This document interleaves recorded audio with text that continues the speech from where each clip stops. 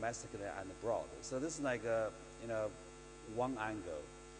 Another angle, risk management, as mentioned here, is relatively a new, function in the Chinese financial institutions. And traditionally, probably a lot of functions done, at managerial level, and less formally, by implementing a series of, formal process and procedure. This is something, we try to establish, step by step. Yeah, so we do see some difference, but with the experience and the failure we have, seen, abroad, we try to establish, them, one by one here. Great, thank you. Ming Soon, I give the last question to you.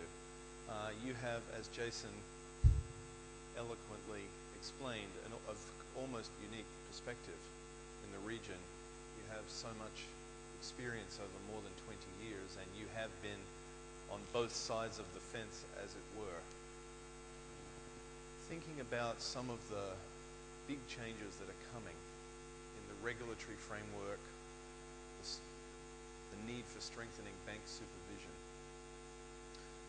Colin Lawrence said in the previous session that supervisors are focused too much on models and model validation, and not enough on the quality of the risk management dialogue. So my question to you, really looking at it a little bit from both sides of the fence perhaps, what can supervisors do to better assess and understand the quality of that risk management dialogue in the institutions that they're supervising, rather than just paying attention to the models and the systems and the reports? How can they assess the strength, the robustness of the risk culture, which is related to that? I'm trying to put on my former regulatory hat now. What we used to, or what do banks need to do to help?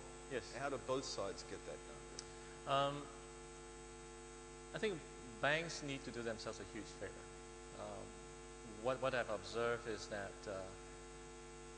very simple practices such as documentation generally is fairly weak.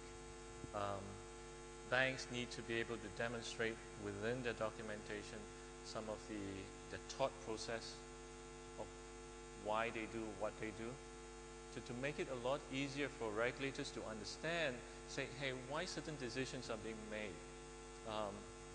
When I was with the MAS,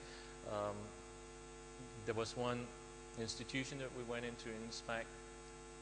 It's a great organization, very stable, good leadership, but we could not find a single document on how they make decisions. And I spoke to the CEO, and he said, well, I have all these discussions with my key business managers, and these are the things we talk about. I said, great, but you have to demonstrate that, because to give regulatory comfort. And I think also for the institution, you keep that institutional history to better understand how the institution has evolved. And going forward, as the institution grows, then you can be able to look back and say, look, where have I gone wrong, and what have I done right? And as David said, you learn from your successes. Yeah. I think that would be a good beginning point. The other point that I would suggest is that in other jurisdictions, I observe a freer movement between supervisors and the industry, in the sense of people moving out of the supervisory body into the industry and vice versa. In Singapore, and I believe in most part of Asia, that's a lot more difficult. Yes. I know that when I was leaving the MAS, it was extremely difficult.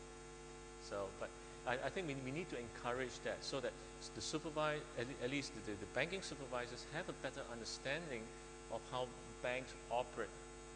Often you hear that the supervisors that come in tend to be very theoretical. They're going to understand the business.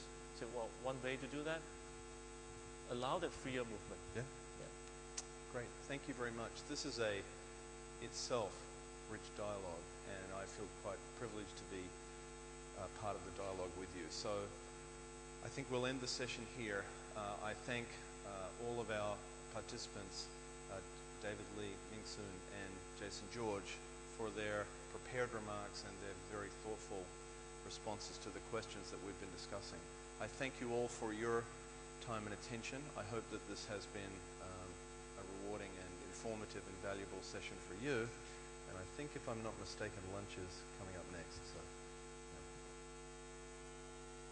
Thank you, dear speakers. That was really an insightful session. Dear delegates, I'm pleased to inform you that we're about to go for lunch now. I hope you will join us for this. You will find the lunch in the Grand Ballroom, which is located near the registration. If you exit this glass door, it's on the other side. You can't miss it. The following sessions will commence at 2 p.m. sharp. Please be here on time because we want to catch up the time we have lost already. Please adjourn to the adjacent rooms for your selected breakout sessions. The BAF on your right-hand side, the Tech and Ops on your left-hand side, and in here we will continue with the risk session. Finally, I want to ask you to fill out the feedback forms on your table, and we just have a little note because we still organize some activities for tomorrow.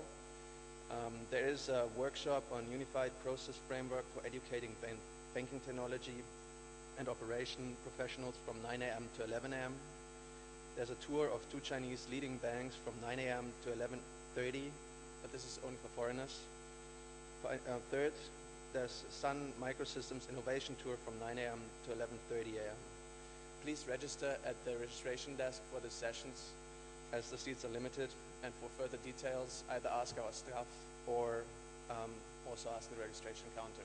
Thank you very much for it. It was very remiss of me to not invite you to join with me in expressing appreciation to our speakers and panelists today. Please do that now. Thank you.